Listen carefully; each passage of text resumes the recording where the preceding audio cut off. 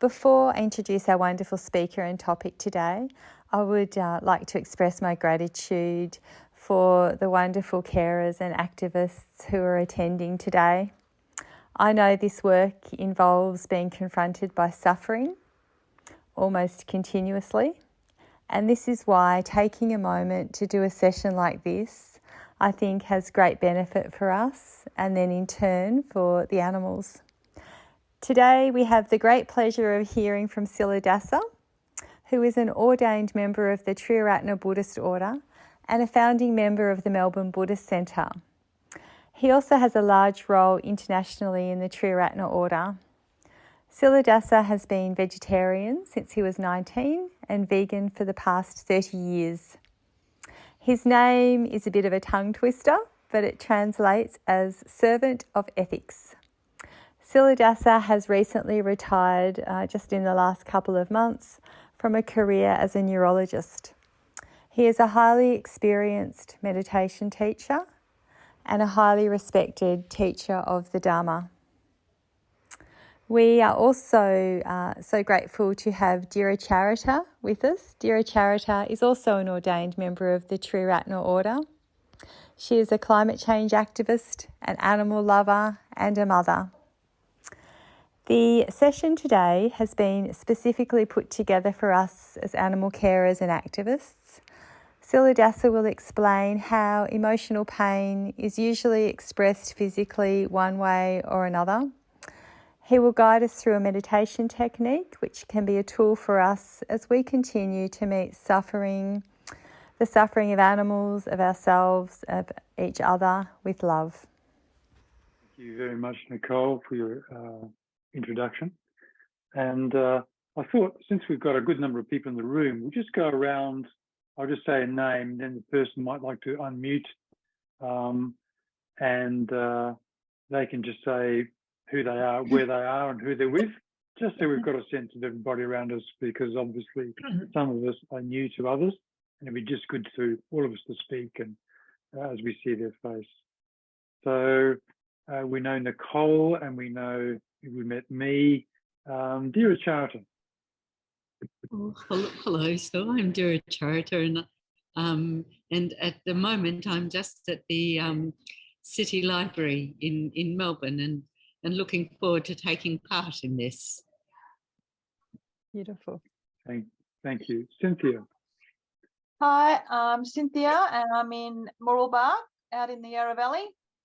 And today I have Scully with me, our little Staffy. She's sleeping on the foot of the bed here with me. So, and I'm very happy to be here as well. Thank you. Terry. Hi.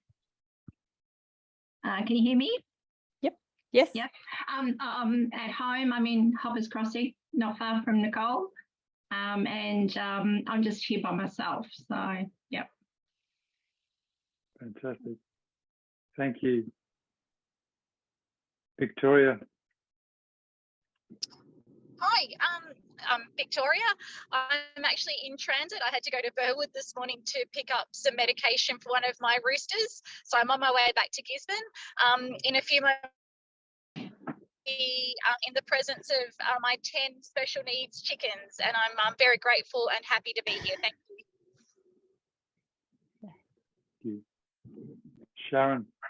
Hi, I'm Sharon. I'm in Heathmont, Melbourne. I have a 26-year-old bird named Kramer who's in the other room, and I'm happy to be here. Thank you. Thank you. Tegan. I'm Tegan. I'm in Mitcham. I'm here with Ty, who you met before, and Gigi the chicken, who's running around somewhere out the back. Thank you. Thank you. Kristen. Hey, I'm Kristen. I'm in the Yarra Ranges.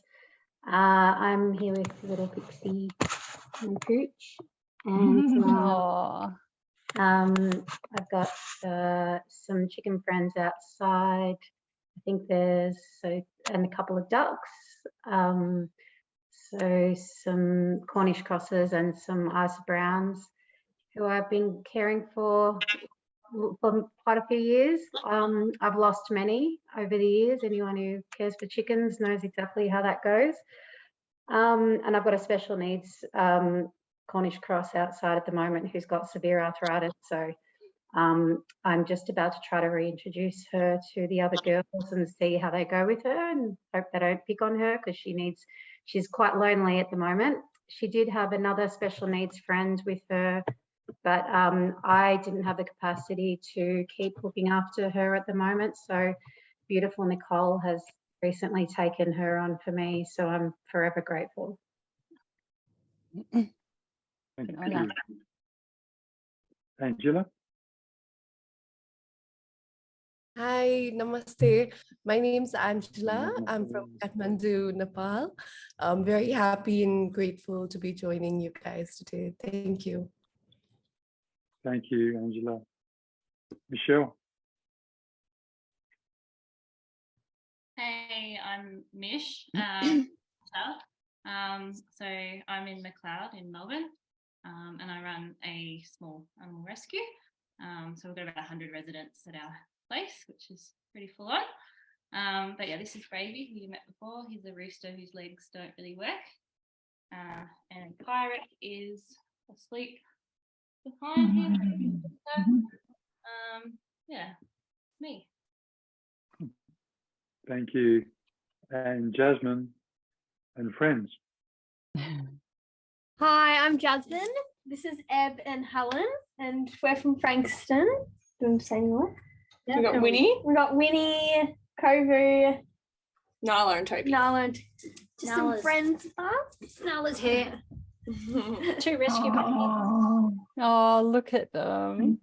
Got some chickens, our girls, somewhere.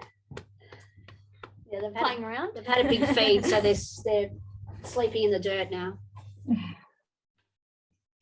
Fantastic. Thank you very much. Lovely to meet you all. Great privilege to perhaps present something that will be of value to people who give so much to others and creatures. And we've just got Ruth joining us now. And So there'll be 3 Ruth. others coming late, it looks like, on my messages. Yeah, okay. Sorry, I'm here. Hey. Right. Hi, Ruth, where are you? I'm just seeing, am I there? Yes, there. Hello, I apologise for being late. Yeah. Oh, we're so glad you're here. Hello, Nicole. Hi. Good. Well, welcome aboard. Thank you. So I'll begin with a little introduction into the material for today. The first part of 2 parts, which were originally going to be of 1 workshop that we've obviously just changed to adapt it to online. And as Nicole said, the purpose of today is to introduce ways of becoming more aware of oneself, body and mind and emotions, so that we can live a more integrated life. And this will be very important in the development of kindness, care and compassion for oneself, as much as for the others that we do love and try to help. And we'll be moving more onto that side of things in the second part of this workshop, which we will schedule later on and send to you in an email. But for today, I'd like to introduce the ideas of awareness and mindfulness, particularly from the Buddhist tradition. Perhaps most people have heard of mindfulness. It's become a very common term now. It's been, in a way, extracted from the Buddhist tradition and then applied very widely, both in therapeutic situations and also even in lifestyle situations. Mindfulness, we could say, is applied awareness where one brings an attention to something, whether it's a thought or an idea or an action, what we're doing, or to an object, a person, a creature, a task, whatever. Mindfulness is focused awareness. In the Buddhist tradition, this attention is assumed to be in an ethical context. That is, when we're being mindful, we have a skillful, kindly intention that, of course, does no harm. Compared to, say, the concentration of a sports hunter who is stalking an animal.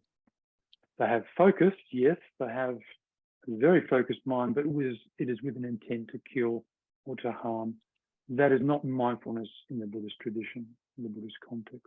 That's just plain concentration. When we are looking at mindfulness, we can apply our attention to the whole self, and that's what we're going to do today. And it's not the only way of becoming aware of the self, but it is one way and a very tried and truly tested method of becoming self-aware. And we can look at ourselves as being a composite of body parts. You know, we are limbs, we are trunk, we are face, head, and so on. And internal organs, skeleton. And we are also sensations, all the things that we are sensing right now. Obviously, visually, when you're looking at me, orally, when you're hearing me. And of course, there will be tactile sensations from where you're sitting, the clothes, the ambient temperature on your skin, and so on. So there's sensations.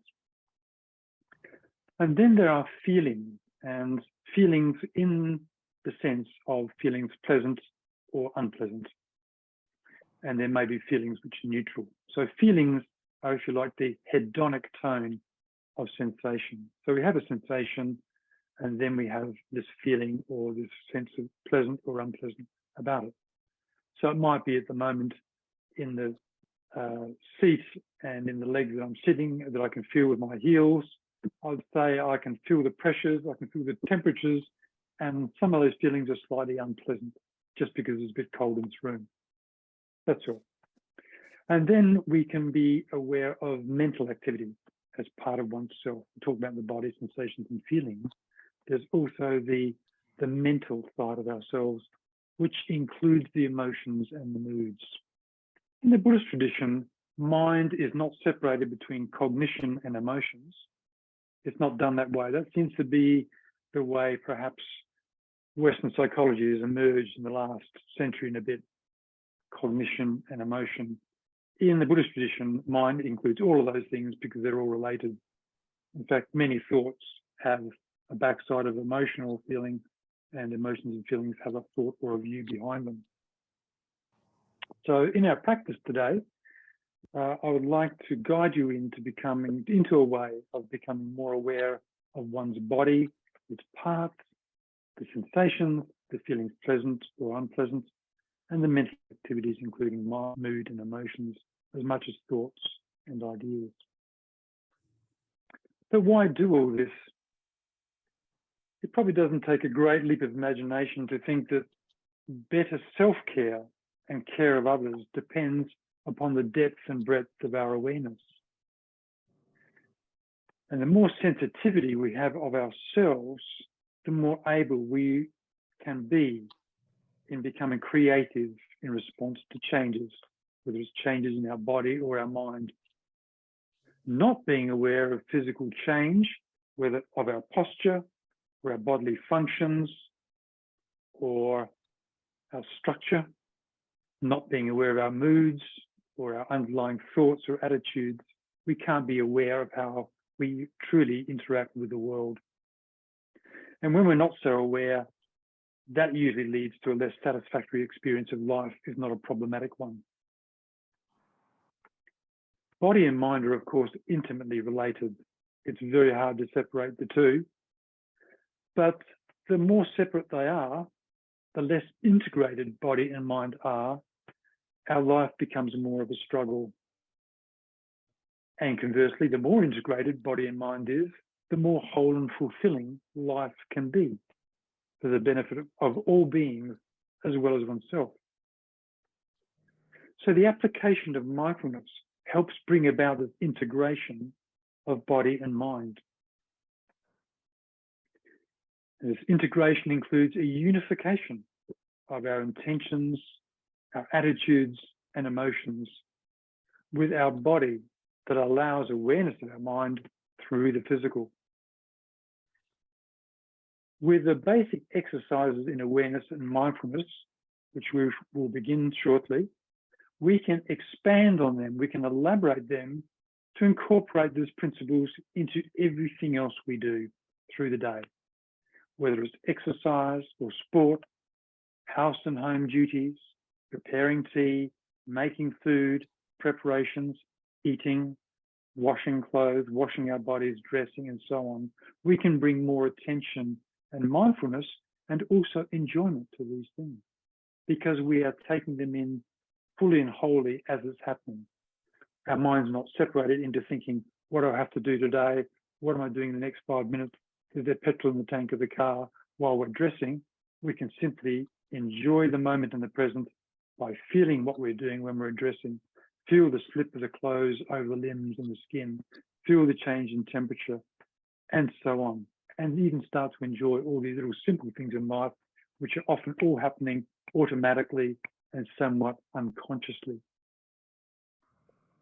So mindfulness is building a life, a more conscious life. And as we raise the awareness of our body and mind in more and more things that we do, this will lead to an increasingly continuous awareness. A person who is more continually aware of the breadth and depth within themselves and others is going to lead a much more effective and influential life for the benefit of all beings. This was, of course, exemplified by the Buddha and many followers throughout this millennia since. And of course, such great people are not confined to the Buddhist tradition. Awareness, increased and refined by our mindfulness practices, of course, naturally allows a greater empathy with other beings, empathy with their sufferings as well as their joys. And it also applies to oneself. And this has been a key, that was really a trigger for Nicole's suggestion that maybe we could do something together. Some of the people from Melbourne Buddhist Centre and people involved in animal care, welfare and activism, that we can also apply to ourselves, because we know that people working in these fields that can be very challenging, very confronting and upsetting, and sometimes we can start to buckle under it somewhat. But if we have methods like mindfulness, which can help us bring about more empathy for ourselves, more love, more confidence, more greater feelings of self-worth, then we will be able to be even more effective, because we'll have an even bigger and more robust heart of compassion and concern. That empathy, the cultivation of loving kindness to oneself as well as others, that will be the focus of part 2 of this workshop. But this today is focused upon becoming more aware of ourselves and finding where body and mind and emotions meet. And as we practice this, we can practice it any time of the day or the night. Every moment of wakefulness can be an opportunity to become more aware through mindfulness. So that's our mission in the next 20 minutes. And I'll invite you to take your sitting position, ready for this simple exercise. It can be done lying down, but very often when people lie down during this, they end up going to sleep because it's so relaxing. Sounds good. And while that can be a good thing to do at night when you want to sleep, right now, it's good to stay awake so we can get the whole exercise in and understand what we're doing together. And relaxation, ease and softening of mind and body is a very common effect of these mindfulness practices. Because we bring attention to things, often there is a relaxation around it. Because our attention that we're bringing to our body parts and structures, as well as the thoughts and feelings, is not an attention that demands analysis or demands labeling or demands judgment. If it's good, it's bad, it's right, it's wrong, I shouldn't have it, I should have it. None of that. Let it all go. It is just bare, open, receptive awareness of what is happening in our experience when we focus upon the body or the feelings or the sensations and so on. I'll guide us through it bit by bit, step by step, and I'll bring it to an end. And then we'll have a little spell for any questions. And after that, there'll be a little wrap up from Nicole, and we'll conclude the session. So that's where we are. So with your sitting practice, feel free to just sit in a straight way, upright, but not stiff or rigid. Have the hands or the arms relaxed on your thighs or in your lap, and you can feel free just to put a little cushion on your lap and put your arms and hands over it like that. Quite simple to do, just very restful. Let the shoulders relax.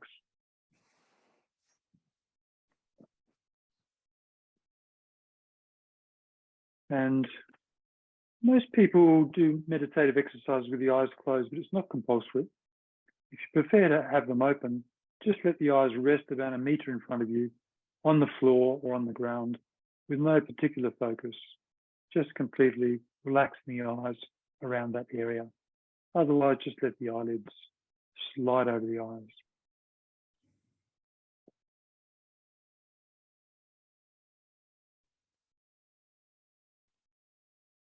If you ever become uncomfortable or there is any pain during the session, please move and adjust so you're out of pain. Not the object to sit through pain. Let's begin by becoming aware of our body mass. The weight of this body pressing through the seat and through the floor with the feet.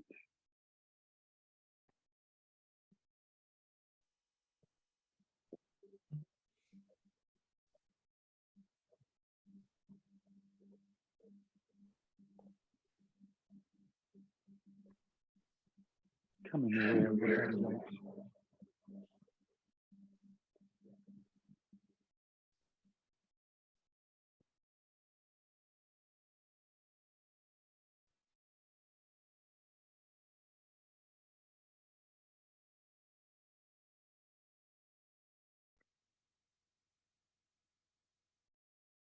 Relaxing into our body weight.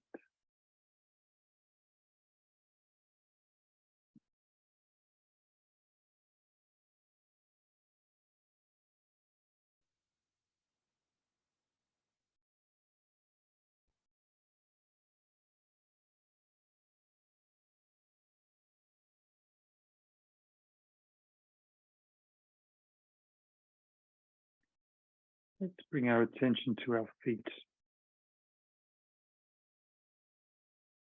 Becoming aware of the feet on the floor, on the blanket or the mat, wherever it is, the feet. Become aware of the feet. The sensation that the feet bring. Sensations of pressure, of temperature, cloth on the skin, skin on skin of the toes, any other sensations we're aware of. Simply be aware.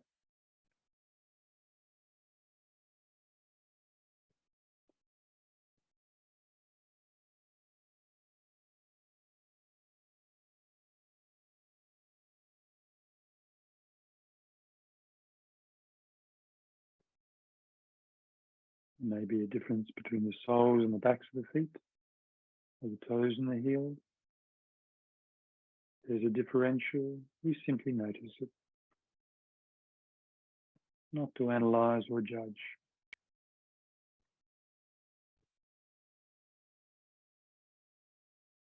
And there may be some feelings that arise from the feet, pleasant or less pleasant.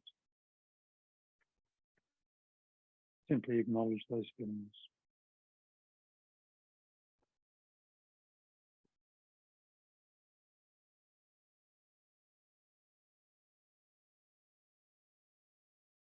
Bring our attention to the lower legs, the calves, muscles of the back of the lower leg, the front, the shins of the lower legs. Simply feeling what we feel there, whatever sensations are present. Tension of muscle, temperature of skin, clothing on skin, pressure on the leg. The legs are folded under us. Whatever is there, you simply notice.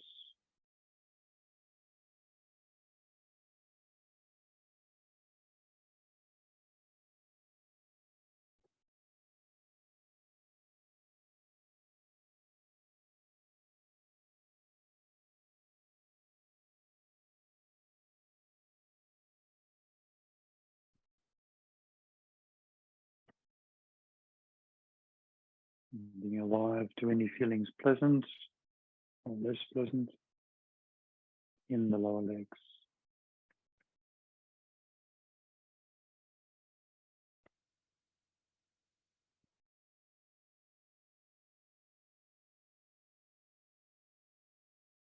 Bring our attention to the knees.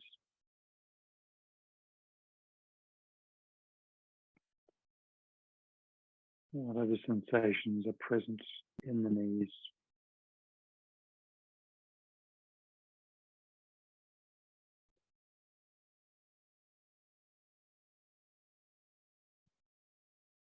Any feelings, pleasant or less pleasant.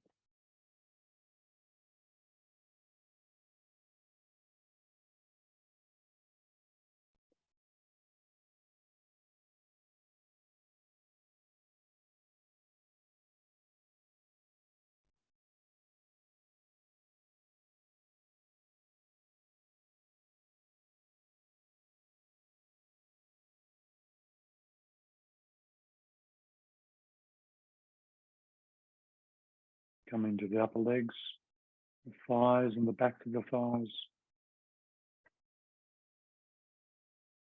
Aware of the muscle mass. Pressure on the top of the back of the thighs near the buttocks. Any sensation, temperature, clothing, temperature, anything at all. Allowing into our awareness of the thighs.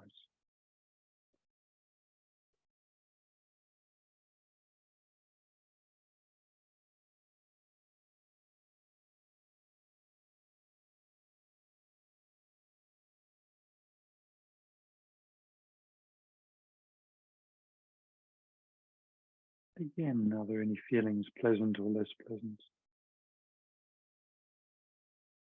coming from the thighs?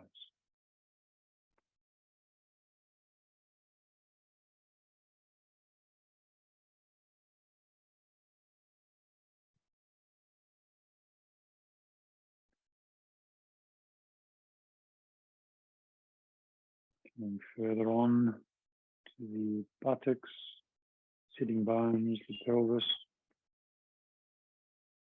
perineum. Simply being aware of sensations. And then of feelings, pleasant or less pleasant. Feeling what we feel.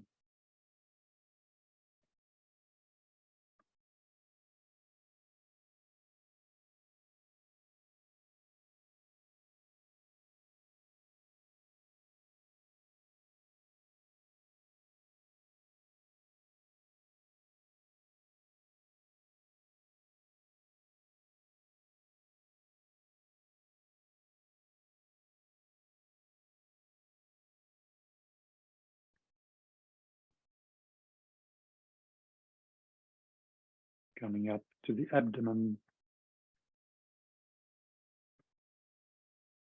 Being alive to the sensations internal and external on the skin of the abdomen. External sensations maybe of some warmth. Possibly bowel movement. Gurgle of secretions. Whatever is there, we can be alive to. And similarly on the surface of the abdomen, muscle tension, clothing, temperature.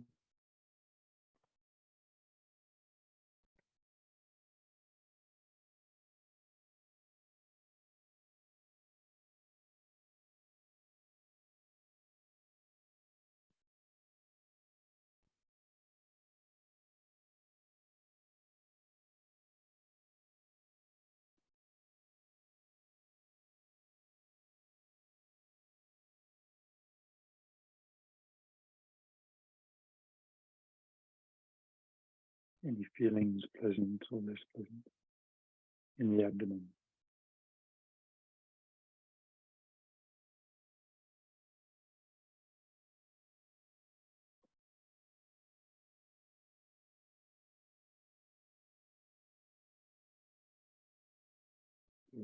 Tension ascends once more to the chest. Be alive to whatever we perceive in the chest. Within, inside, might be heartbeats, movements of the breath. Might be a slight noise in the windpipe. And also externally, any sensations come from the chest.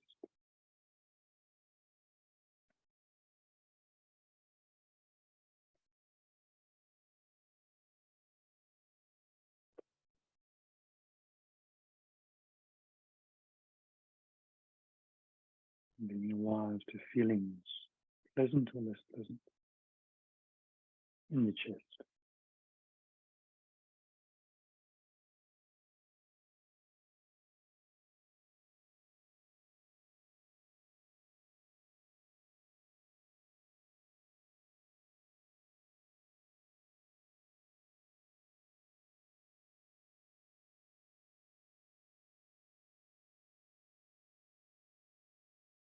Bring our attention to the back, the spine, starting from low down at the base of the spine. Be aware of that area and gradually bring our attention upward along the back, feeling what we feel. Maybe tensions in the muscles supporting the spine, be the pressure of the back of the seat, temperature, an itch, whatever, allowing it all in.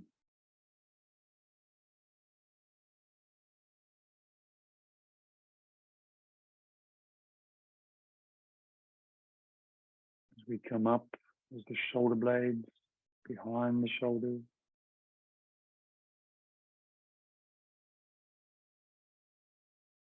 Aware of what is present there. And then to the neck, back of the neck.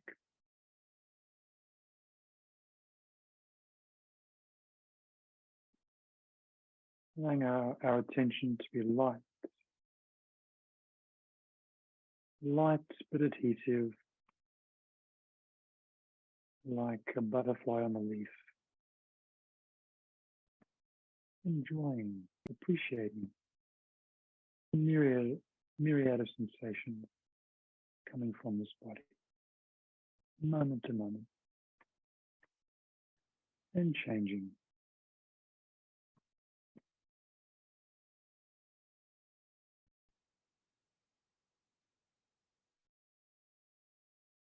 Being aware of feelings, pleasant or less pleasant, may arise from time to time or place to place, in the back, along the spine.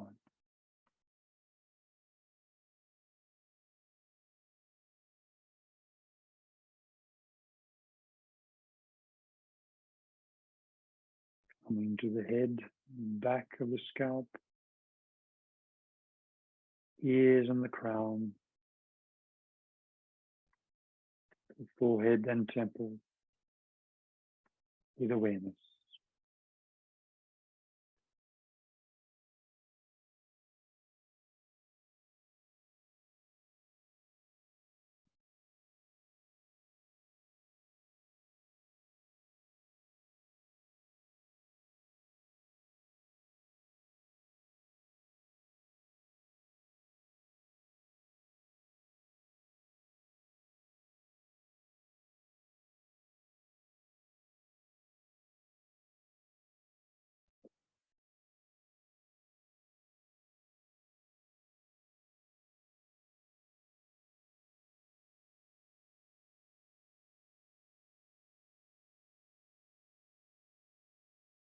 And coming to the eyes. Being aware of the eyes. What sensations are present there? Tension around the eye muscles. Sensations from the lids. Well, they may be soft and light. Are there any pleasant or unpleasant feelings with the eyes?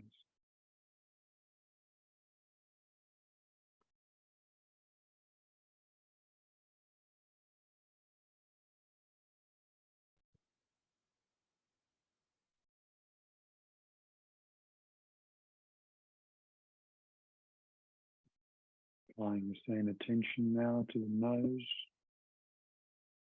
the outside of the nose, the inside of the nostrils. And become aware of the air moving in and out to the nostrils.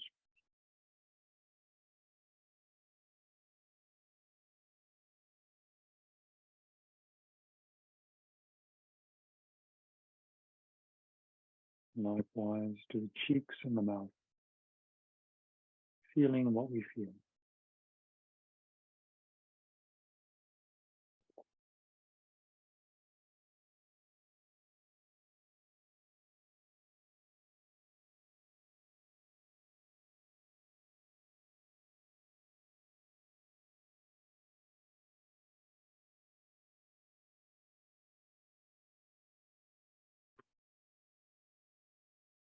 To the teeth and the tongue, inner mouth.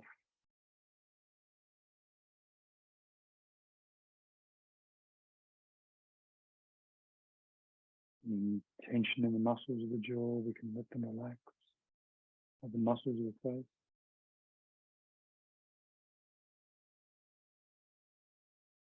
Sitting at ease, the sensations and the feeling of the face.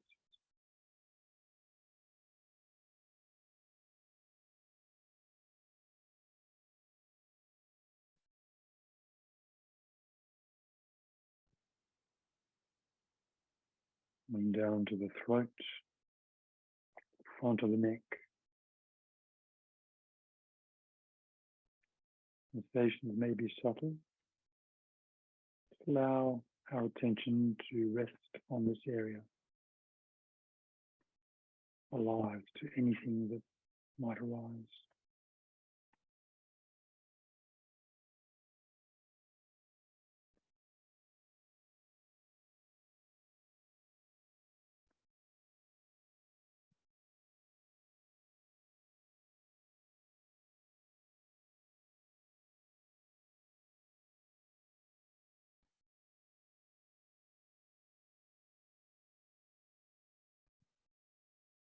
Coming across to our shoulders now, top of the shoulders.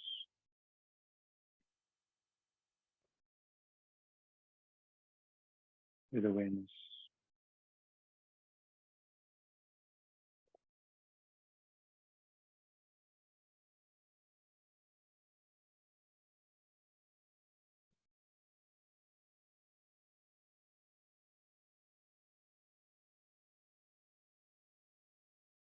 Into the upper arms, their weight pulling down on the shoulders.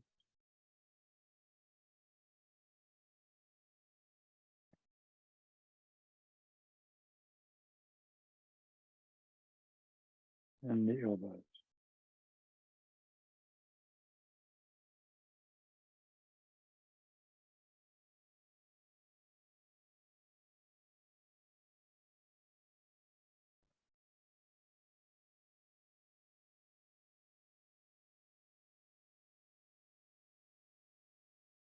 And coming to the forearms, sensations and feeling.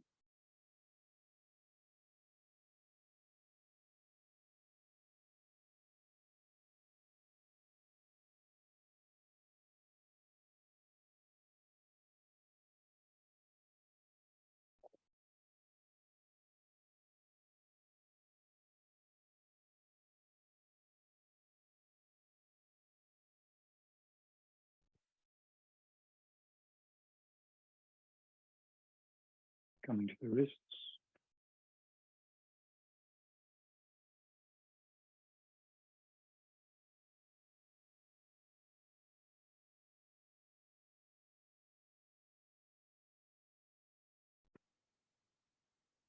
Into the palms, the fingers and the thumbs.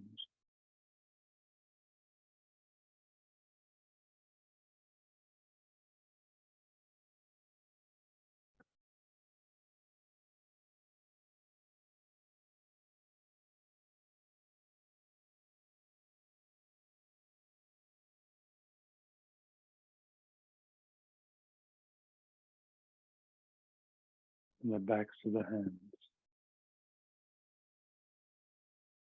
Feeling what we feel.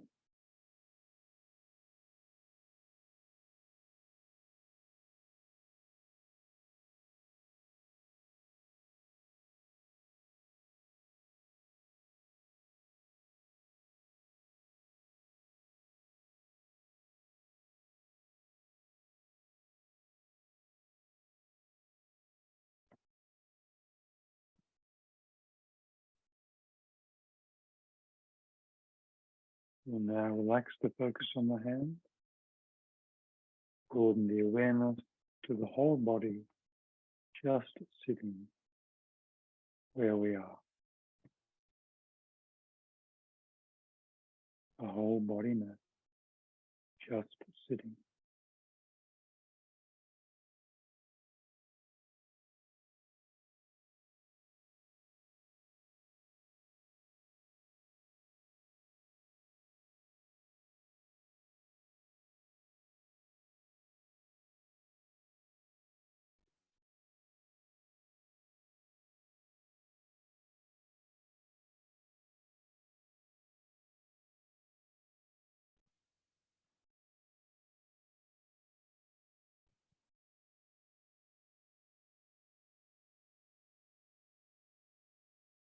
Now become aware of our mood, our emotional tone right now. Simply being aware what it is, without need to judge or analyze.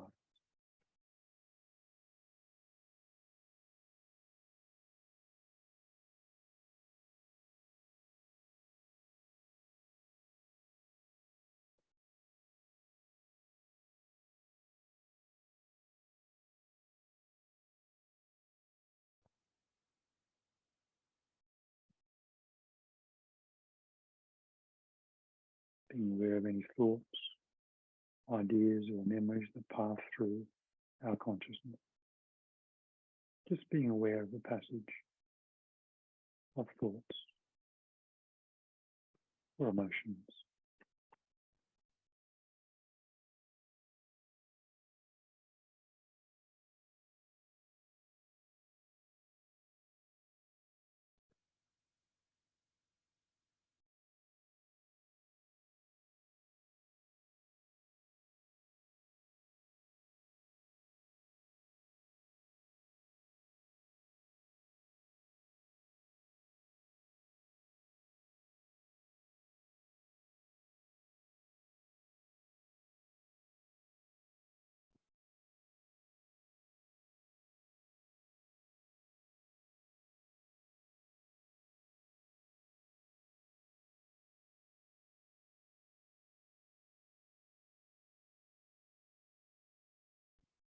As we sit quietly,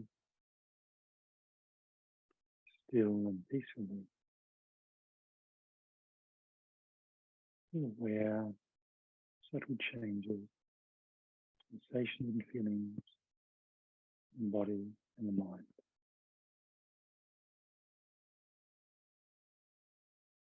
And in the stillness, there is no need to chase the pleasant or fall away from the unpleasant. Sitting peacefully in the passage of all physical and mental events.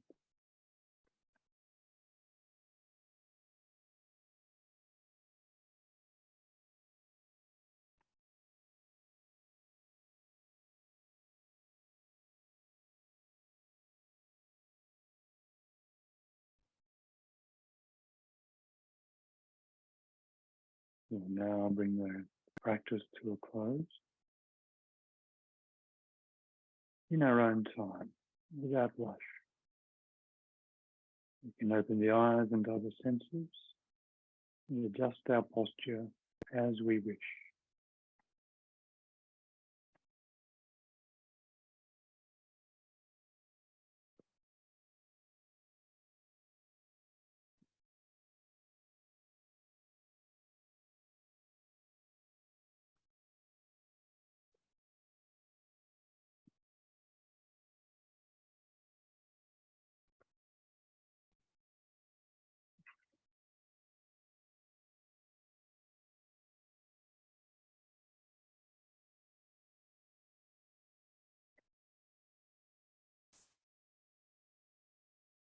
So that was about a 20-minute session there.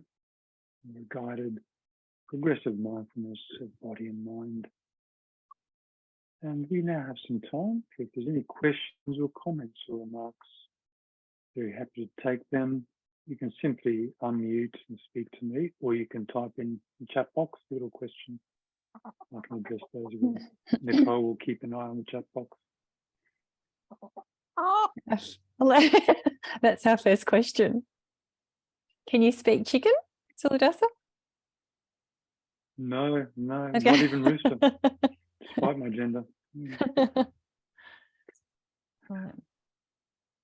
I might just start with a comment.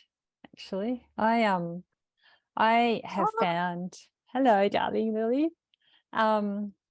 That meditation has been the one thing that's helped me the most in my life to actually keep going. And this meditation, this simple body scan, well, it was very in-depth body scan meditation.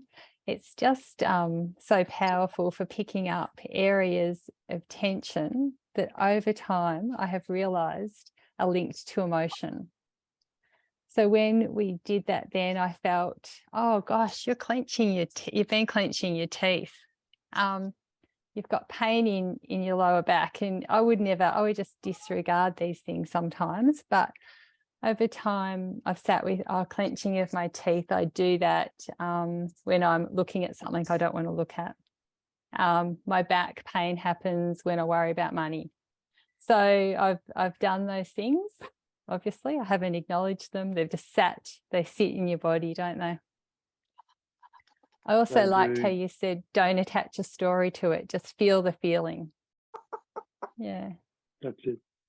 That's real key to this practice. Yeah. Because a lot of our pain in stressful situations is secondary. There might be the pain, let's say, in an acute injury to the body, you've fallen off your bike or something.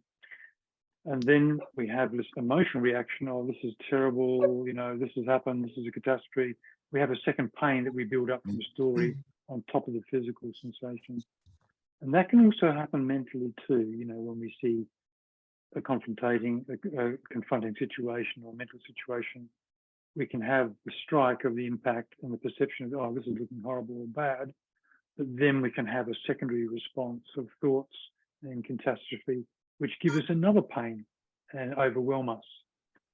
Whereas if we are practicing this awareness and this attentiveness to what is going on, we're able to recognize the primary sensation, the primary impact, but we've actually got a choice whether we go to the next level of catastrophe or worry or anxiety or hate. And that's the real key here. And I think you've illustrated that very nicely. And my tension is usually in the neck and the shoulders, sometimes in the gut if there's a lot of worry or confrontation.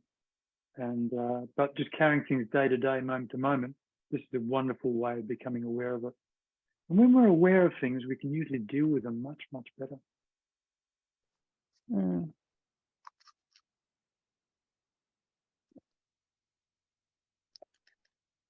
Does Lily Chicken have another question?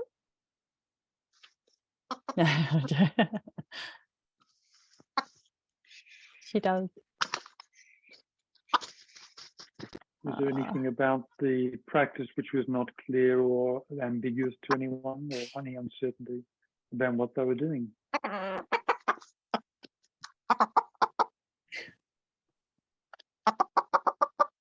I thought for me it was very clear, and it was quite surprising how much you can feel what's going on in your body, you know, your pulses in different areas, and your, you know, whether I was actually feeling in some places the blood pumping, or whether I was expecting to feel that.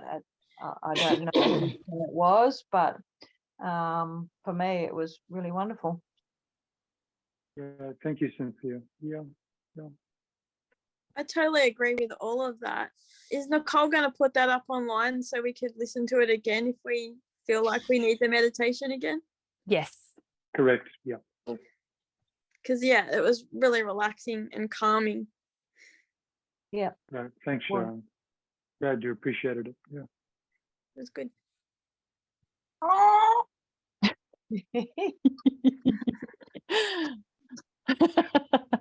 Good for chickens too. Yeah. I'm aware that I don't have silence around me very often because I have tinnitus and I don't like the ringing in my ears, and so I always have background noise, including at night. And yeah, so it's a bit novel to sit quietly, I think. And whilst I was conscious of the ringing, it wasn't, it's not so bad. It's not too bad at the moment. Sometimes it's more noticeable, but yeah, I'm very conscious. That's what I've become aware of, that I'm hardly ever in a silent situation because I have background stuff happening, and sometimes, you know, that isn't helpful background stuff because it's the news or, you know, rubbish on TV or stuff like that, as opposed to maybe I could, you know, play more music or something. But yeah, I was very conscious of that during the meditation. Thank you, Ruth. It's important to acknowledge that. I think it does raise a really, really useful point to consider, that even if we are in a silent situation, most of us prefer that when we're doing an exercise like this or any sort of meditation. But, you know, life just ain't like that all the time, is it? You know, I've got traffic out the back here, and sometimes at the Buddhist Centre, as Triratna will testify, we sometimes have a truck, you know, reversing down the lane, and we've got all this truck noise and diesel engine going on, and guys pulling off crates and putting stuff back on. We have, you know, dumpsters being emptied into trucks and all sorts of stuff going on. And even when I go to the country, say in a retreat situation, solitude or collective retreat, there will be someone with a chainsaw somewhere, or a machine, a tractor. There's just noise is going to come, and in your case, it's tinnitus. And over time, I've just learned to say, accept that. It's just part of life and being, and it will come, it will go, it will be strong, it'll be mild, and sometimes it's silent and sometimes it's not. And over the years, I just say, okay, that's what it is, and I return to my subject, which might be my breath or feeling the body, and so on. And I had an interesting experience many years ago, Ruth, when I was in North Wales in this retreat centre. I was doing this silent retreat and lots of mindfulness, and I was sitting up there, and we were sitting there in the morning, and then an RAF fighter jet went overhead through the valley, and it was so loud, I felt my spinal cord was ripped out of the back of my head and upwards. It was just shocking, you know, while I was sitting there. Wow, yeah. The strange thing was, when it happened again another day, I didn't flinch because my nervous system recognized what it was straight away, and there was just no reaction. Yeah, interesting. It was a fascinating lesson of how adaptable the human psychophysical organism can be to external stimuli. Yeah, and likewise to internal stimuli. Yes, yeah, fascinating. I'm so glad you asked that, Ruth, because somebody who can't join us today asked that question on text, that she has trouble with meditation because of tinnitus. Yeah.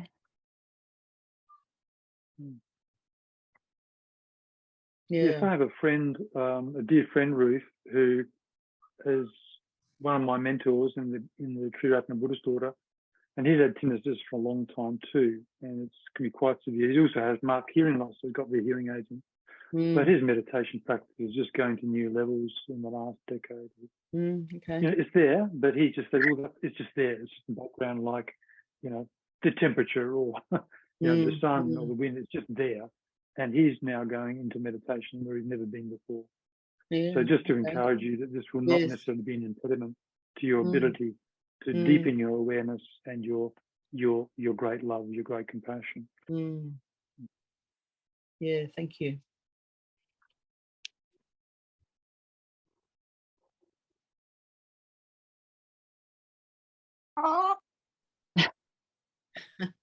Really, really, really wants to ask a question. Sorry, everyone, that's Ernie. Oh, it's Ernie. Awesome. It's Ernie. She's just scarpered off the other side of the bed. But I just really like to say that I'm immensely grateful for this opportunity, because I have I struggle with being mindful and having a mind that is full. And I just, because of how overwhelming life is, I really struggle to edit those thoughts and to control those thoughts at times. So I'm very, very grateful to be involved in this practice, and I derived great benefit from it today. So thank you. You're most welcome. Thank you for joining us, Victoria. Thank you. And Ernie. Yeah, here she is. I'll show you. There's little Ernie. Oh, Ernie. Nicole is Ernie's Nicole was Ernie's first mum. So Nicole nursed Ernie from the brink of marijuana poisoning. Yeah, marijuana poisoning, and so Ernie has brain damage, and that's why she's doing little cyclones at the moment. She's very excited. I've just got Amber on my lap. Sorry, Amber's my blind girl, so Amber, her safe space is with me. And yeah, this is Ernie. So she has the best little voice in the world. Oh, that's beautiful. So beautiful, Victoria. And that's Scruffy. Scruffy's taking a nap with us. Oh, good. He's got brain damage. He has seizures, so he likes to have his naps. Yeah. Angela, was that all loud and clear in Kathmandu way? Yeah, hi. I was about to just say something. I'm very new to the field of meditation. I just recently started practicing, so probably because of that, I still can't focus every time I sit for meditation, and even during the guided meditation today, I had issues like focusing. There were a lot of thoughts, and I had to like tell myself to like just, so that's something that I face, like too many thoughts, and then I just have to be mindful again and bring my mind back and kind of like focus. So perhaps practice. That's all. That's really what it comes down to, Angela. We all have busy minds and thoughts. That's natural. It's common. It's universal. With these practices, by gentle focus and attention to parts of the body, and then to the respiration, the breathing, and then to the thoughts and emotions, we find that the tempo of those thoughts starts to diminish, and they just slow down. And we then have the ability not to necessarily pay too much attention to them or follow on with the story. We can just say, that's the thought. I'll just come back to feeling my thighs, blocking the thighs, and so on. We can just return. So we don't beat ourselves up about not controlling thoughts or having this or having that. We just recognize them, say, that's that thought. We'll just come back to what we're doing. Meditation is returning to our focus in a gentle kind of way. And as we practice that, it becomes easier over the years. Triratna, do you have any thoughts on that area of meditation? Yeah. I mean, I love how people have been talking about. This is more the practice of it. It really does work, and you find your own ways. Everybody has their own sort of something which really works for them.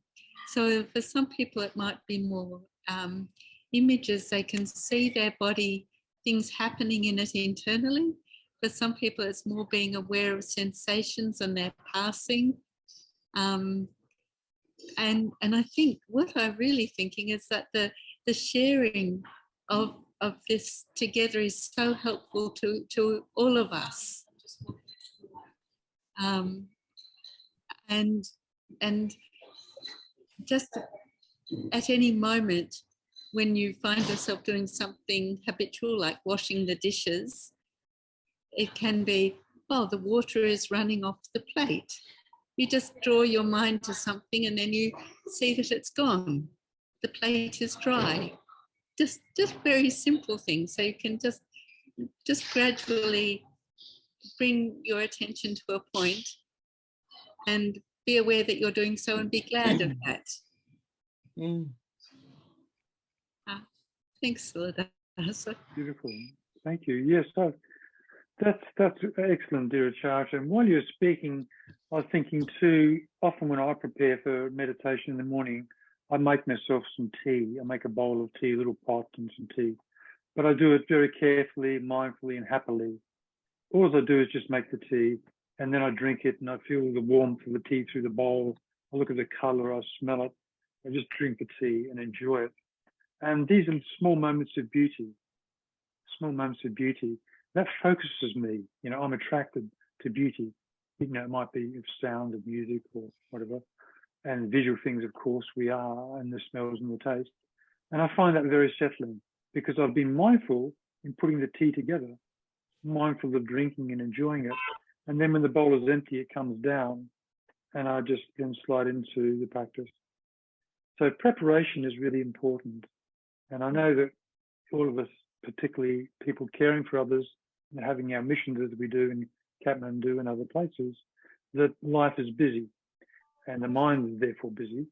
Our preparation can actually bring us up to a lovely condition, a lovely preparation for taking on the mindfulness practices.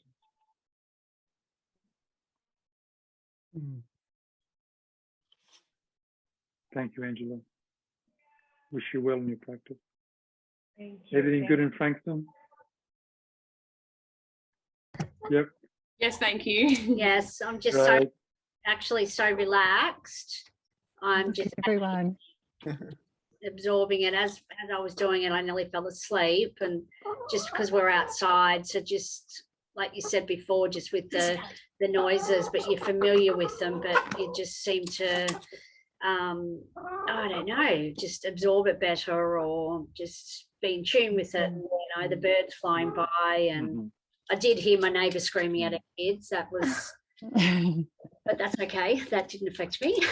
So yeah, it was lovely. Thank you. I really appreciate everything, Nicole. I really appreciate you putting this together because I think, speaking of my children, I think they really, myself needed it, but my kids did too. So thank you. Oh, so beautiful. You know, Helen, I was just thinking then too, you know, with meditation and just slowing down when we can instead of rushing constantly. It just means that, you know, little moments, like I just looked at the video of you and Jazz and Eb and all the animals, and I just felt like this real warmth here. And I thought if I hadn't slowed down for a moment, I would have missed that beautiful feeling. You know, it just allows us to acknowledge all those good things. Yeah. Yeah. I agree. Exactly right. Yeah. I just want to say, sorry, Sin. No, you go, Ruth, you go. I just wanted to say it's so lovely to see people I haven't seen for a long time and to know that we're all here. Yes. for the right purpose and a good purpose, and to I guess become better at what we do and how we are. Oh, not even better is not a good word, but yeah, I you think know it what I is. mean. Yeah. And I saw Kristen there, sending lots of love to you. So yeah, it's really lovely to see. I didn't know I was going to see Ebony and Helen, and hi there. I haven't met your sister. Jazz. Jazz, hi. The cameo at the front, is that Alice Ali from the same Nicole. place as Claire Nicole. Oh, wow. Yeah. Oh, wow. Wow. Yeah, well, thank you, everybody. I'll just hand over to Nicole now for her concluding remarks. Cynthia started to ask what's something. ahead. Oh, Cynthia has one question, if that's okay. Yes. No, I Yeah, didn't okay, have a question. I was just going to say on your point about slowing down for that moment, Nicole, I find it difficult to slow down. I'm always rushing, and Murray always says, "Are you in a hurry?" And I go, "No," but when I think about it, I am always hurrying, and it's not easy to, we're busy with work, we have our animals we're caring for, or family, or, there's always something to do. And it's difficult to slow down. So even,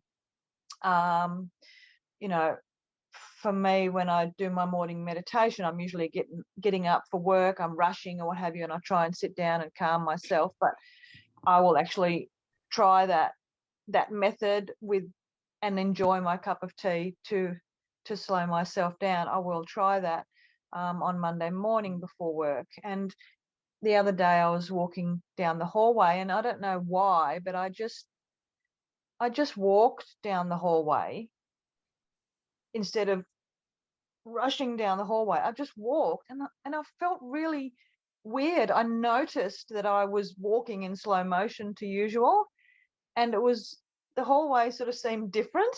It was a really weird sensation, and it made me really think, wow, I just do rush everywhere, and I need to have more of these slow motion moments, because I noticed the painting in the hallway or what have you that I'm normally just zooming past, and slowing down is, I think, really important.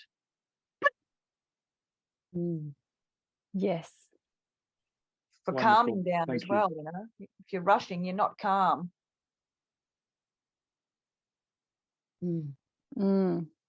Correct. Yeah. Yes. And do you mind if I just make one more point before we wrap?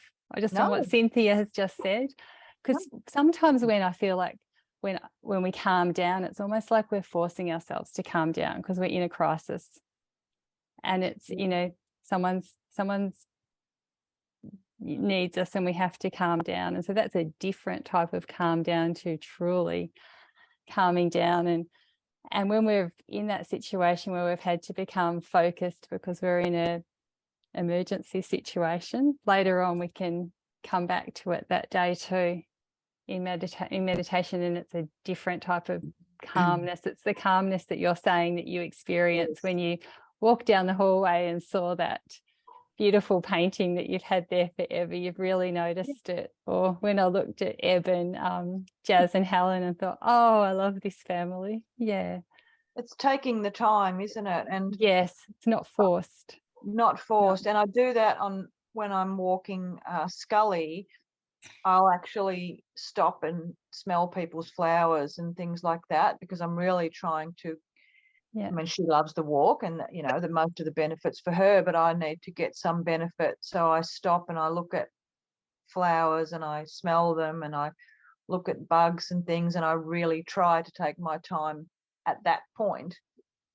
But just in general life, I think slowing down and taking time is something we probably all need to do.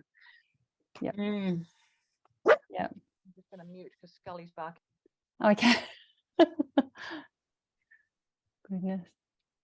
Just wanted to thank you so much, Siladasa, for this. It's really been a thoughtful and helpful presentation. and meditation. Such a thorough body scan meditation just has been wonderful, and you've given us food for thought and something practical that we can do, something that we can do to be kind and nurturing to ourselves while we continue to meet the suffering of animals with our hearts wide open. And thank you, dear Charita, for your comments too, because you just seem to cut through with words of wisdom just so clearly, like the, you know, take the moment to notice that you are the water on your hand when you're washing the dishes. I can never say it the way, you know, the way that you said it, but those things, you know, little moments like that are just going to be things that we can do for ourselves. And I really appreciate everybody who's here today. I look at you all as my heroes, and really thank you for joining us. There are people who've been sending messages in that are kind of stuck in all sorts of situations at the moment that wanted to be here. So I'm very grateful that that Siladasa has recorded this for us, and for the suggestion from Sharon that that we put it online. Maybe we could put it as an audio file too, the meditation part, which would be great. Yeah, absolutely. The Melbourne Buddhist Centre has drop-in meditation sessions for beginners every Saturday morning and Thursday night, and they're really very inviting and just a good thing to do if anybody is interested in learning more about meditation. We also have a relaxed group of friends who meet on Zoom for meditation on Friday mornings, just as something I'm doing as part of Rosie's hospice. Cynthia and Tegan have been joining each week. So yeah, invite everybody to do that too if that time suits you. But thank you. Thank you sincerely, everybody. Thank you. So good to see you all. Thank you, everyone. Thank you. Thank you all. Go well. Keep up the wonderful work, everybody. Thank you. And I'll email about the next module too. That would be great, Nicole. Yeah. Looking Terrific. forward to it. Yes. Absolutely. Nice to see you all. Bye. Bye-bye. Bye-bye. Bye. Bye. Bye, Annie. Bye. Bye.